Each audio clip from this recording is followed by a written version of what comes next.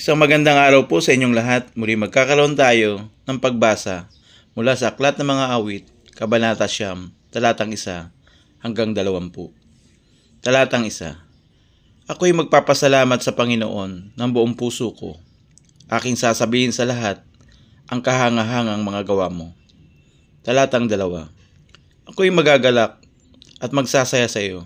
O katastaasan, ako'y aawit ng papuri sa pangalan mo. Talatang 3. Nang magsibalik ang mga kaaway ko, sila'y natisod at nalipol sa harapan mo. Talatang 4. Sapagkat iyong pinanatili ang matuwid na usapin ko. Ikaw ay nagagawad ng matuwid na hatol habang nakaupo sa trono. Talatang 5. Iyong sinaway ang mga bansa, nilipol mo ang masama. Pinawi mo ang kanilang pangalan magpakailanman. Talatang 6. Ang kaaway ay naglaho sa walang hanggang pagkawasak. Ang kanilang mga lungsod ay binunot mo. Ang tanging alaala nila ay naglaho. Talatang 7. Ngunit nakaupong hari magpakailanman ang Panginoon. Itinatag niya ang kanyang trono para sa paghatol. Talatang 8. At tinahatulan niyang may katarungan ang sanlibutan. At ang mga tao'y pantay-pantay niyang hinahatulan. Talatang 9. Ang muog para sa naapi ay ang Panginoon. Isang muog sa magugulong panahon. Talatang 10. At silang nakakilala ng iyong pangalan ay magtitiwala sa iyo, sapagkat ikaw, o Panginoon, ay hindi nagpabaya sa mga naghahanap sa iyo. Talatang 11. Magsiawit kayo ng mga papuri sa Panginoon, sa mga nagsisintahan sa Sayon. Ipahayag ninyo sa mga bansa ang kanyang mga gawa. Talatang 12. Sapagkat siya na naghihiganti ng dugo ay inaalala sila.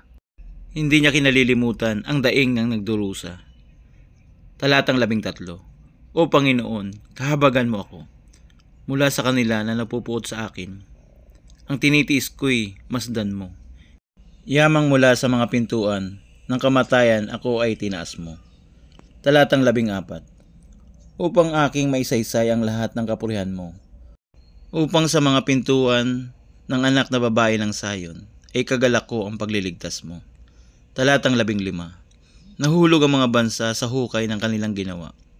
Sa lambat ng kanilang ikinubli, sarili nilang mga paa ang nahuli. Talatang 16. Ipinapakilala ng Panginoon ang sarili niya. Siya naglapat ng pasya. Ang masama ay nasilo sa mga gawa ng kanilang sariling mga kamay. Talatang 17. Babalik sa Sheol ang masama, ang lumilimot sa Diyos sa lahat ng mga bansa. Talatang 18. Sapagkat ang nangangailangan ay hindi laging malilimutan at ang pag-asa ng dukha hindi mapapawi magpakailanman. Talatang 19. Bumangon ka, O Panginoon, huwag papaliigin ng tao, hatulan mo ang mga bansa sa harapan mo. Talatang 20. Ilagay mo sila sa pagkatakot, O Panginoon.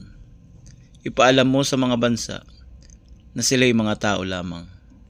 Salamat sa salita ng Diyos sa pagkabasa mula sa Aklat ng Mga Awit, Kabanata 9, talatang 1 hanggang 20.